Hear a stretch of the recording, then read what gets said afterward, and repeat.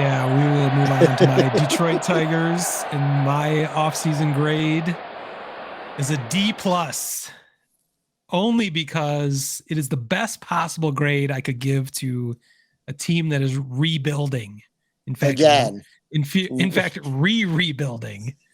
Even though they, they refuse to use that term, it is obvious what they're doing is rebuilding. wait, As I have a quick question. Please humor me for this.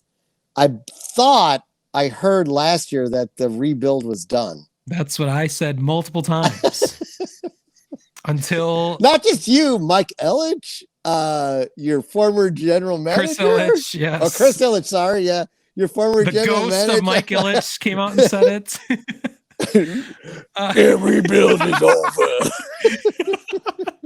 Let's make a graphic for that. That's tremendous. Yeah, we all thought that was over until the worst offense in the history of baseball somehow emerged in the Motor City and scuttled, and injuries to the entire rotation plus one. That's true. That was a huge problem. It was the worst season possible anything that could go wrong went wrong. AJ Hinch was powerless to stop it from unraveling. Yeah, we've discussed this past season, but yes, it is a rebuild, which is the prerogative of new president of baseball operations, general manager Scott Harris. He has every right to do whatever he needs to do to undo everything that Al Avila did over the last 8 years.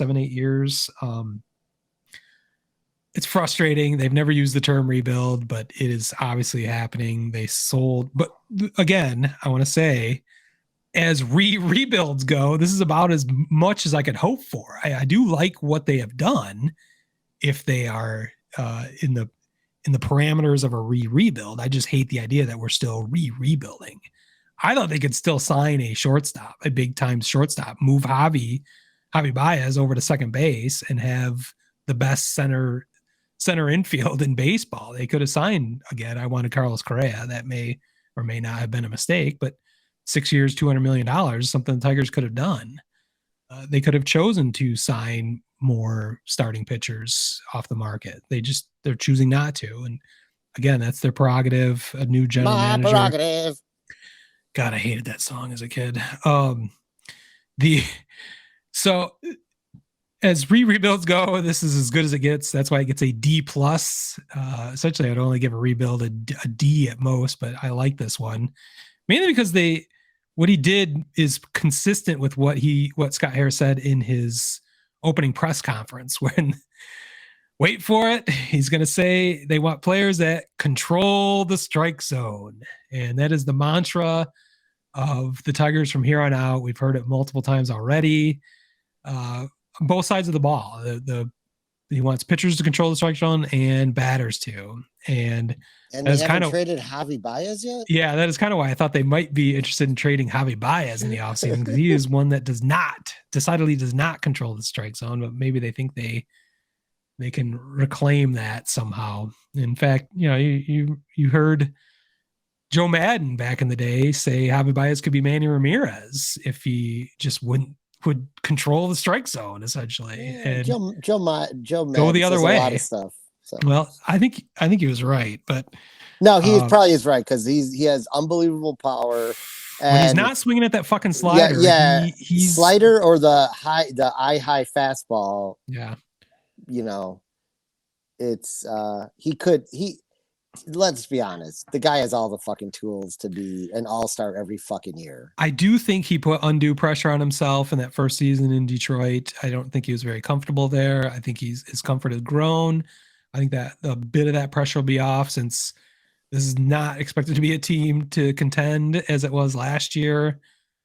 Everything points to him having a better season. That was his worst offensive season as a pro, essentially. So I can't see him having a worse year this year. I think it's only up. So not that he's going to win an MVP or anything like that necessarily, but I think Tiger fans are going to be a lot more happy with Baez in general, as they have not seen the best of him in his time as a Tiger. I mean, it's not like his performance is an anomaly for a big time signing first year player. Look at Francisco Lindor, and then he Mm-hmm. fucking hit the shit out of the ball last year and Yeah. had a great season. So it's like They're best buds, by the uh, way, too, on Team Puerto yeah, Rico. So, right, exactly. And so like, and there's more players than just those two to talk about, but like mm-hmm. we talked about it a little bit. I said I may have been the one who brought it up. Like, hey, this is first year, and we all know he had Cubs remorse, and it's understandable. Like everyone's pretty bitter about, to your point earlier with Wilson Contreras, like no one understands who was on that team, why you just blew up the entire nucleus. It's understandable that part of the nucleus might go, but to not even make an attempt to sign any of the nucleus really is mind-boggling. So I think everyone like deals with shit in a different way, and Javi's an emotional dude, so it's understandable. I like you, I think he is going to have a major uptick this year and be dangerous again. So well, I certainly hope so. all the The pressure's off. So yeah, exactly. But back to controlling the strike zone. Basically, addition by subtraction was Scott Harris's method. I think this offseason, as he was able to trade away Gregory Soto, who is the poster boy for not being able to control the strike zone, as he's another in a long line of Tigers closers with he gone. just electric stuff that is impossible to hit, but he had no idea where it was going.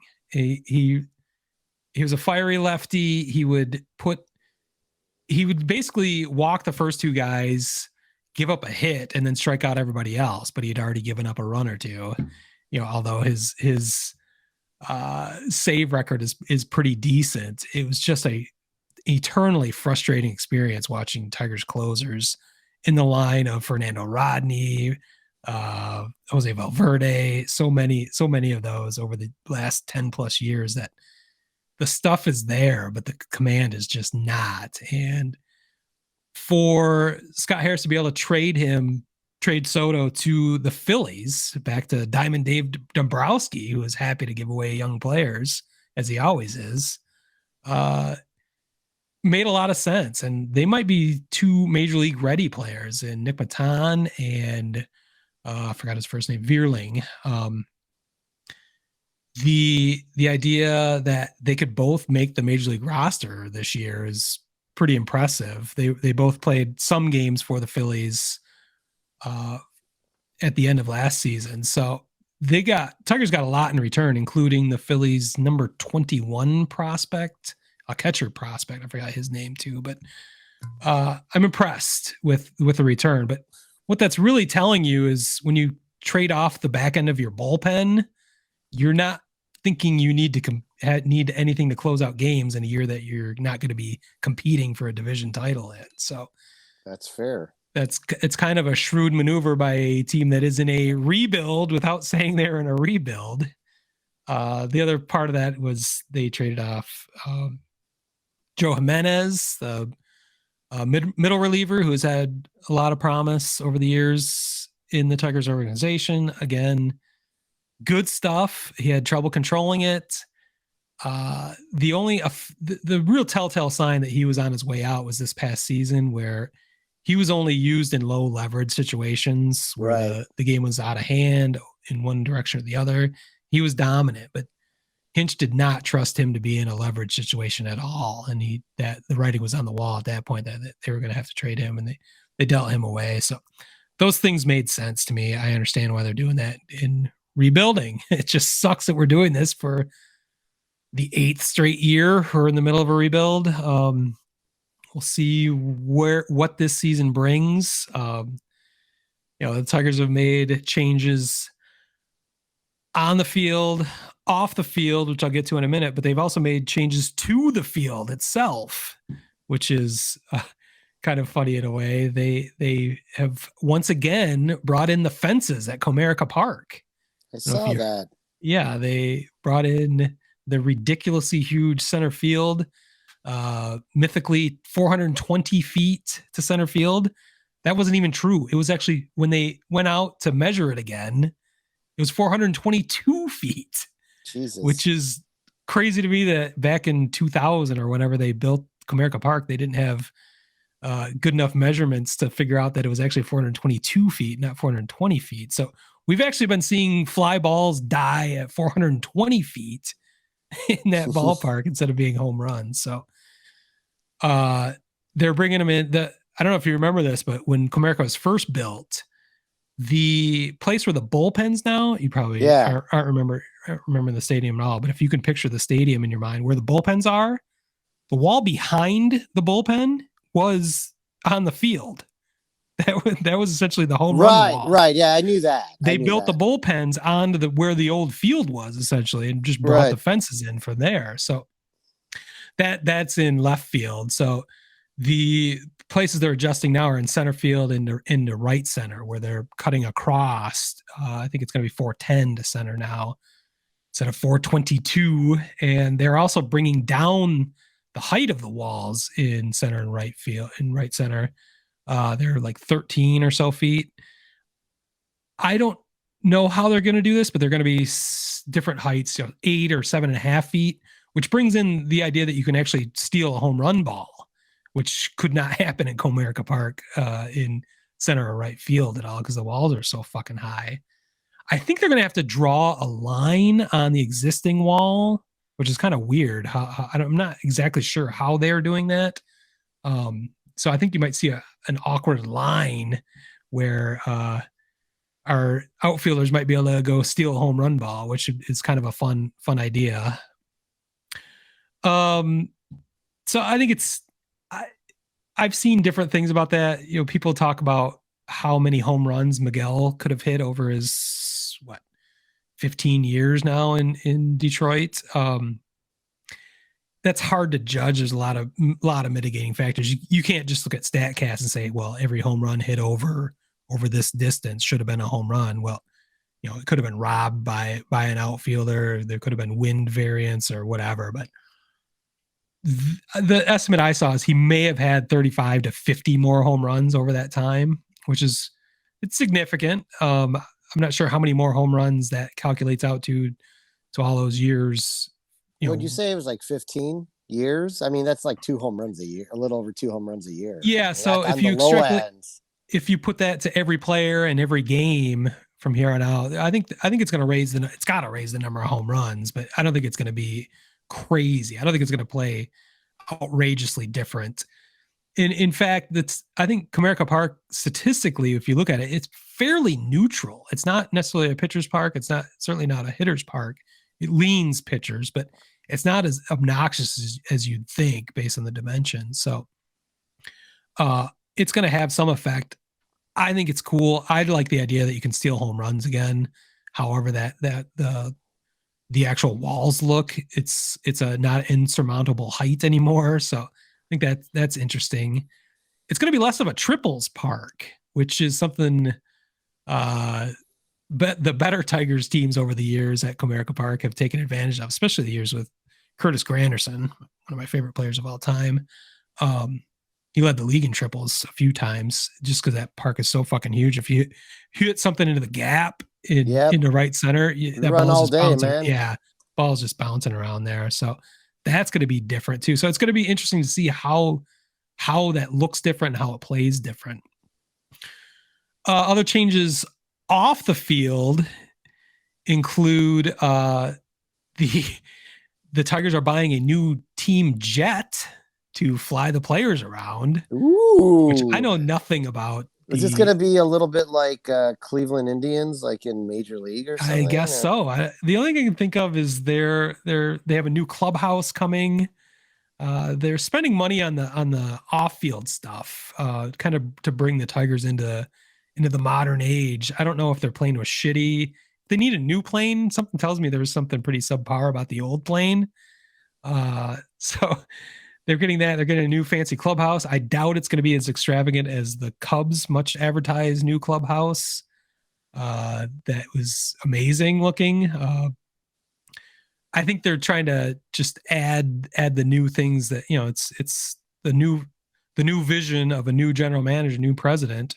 Scott Harris kind of saying, well, this is how other organizations do things. Why aren't the Tigers doing these things? So it's the little things. They call it. There was a book written about the Tampa Rays. It's called the Extra 2%.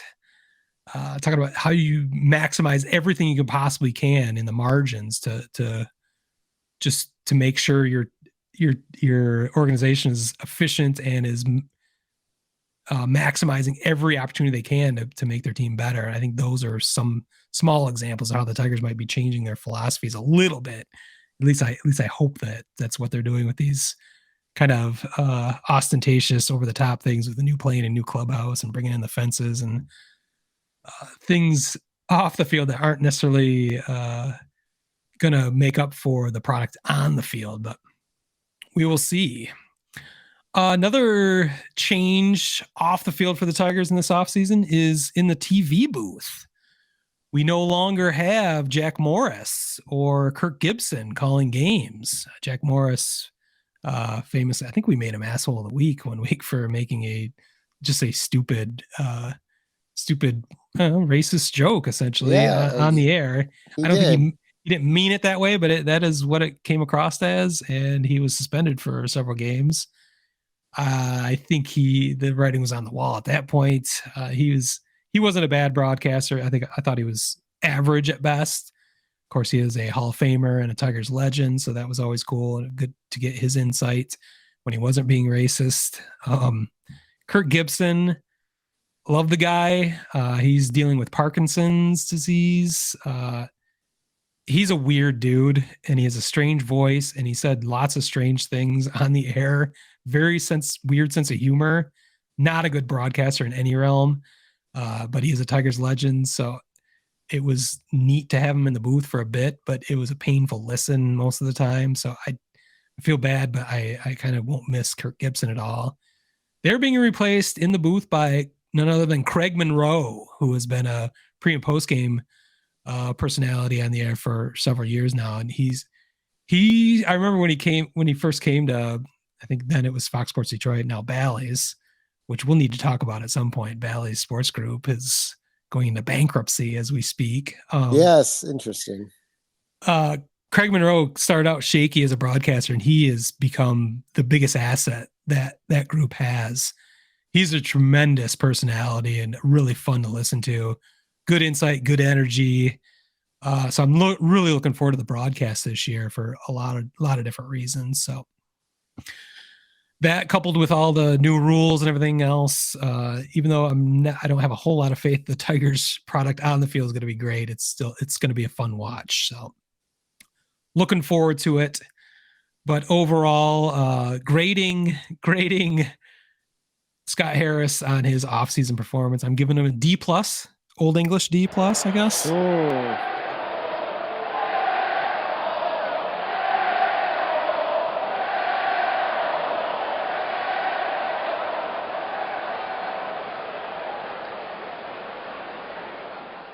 Word Hole Media.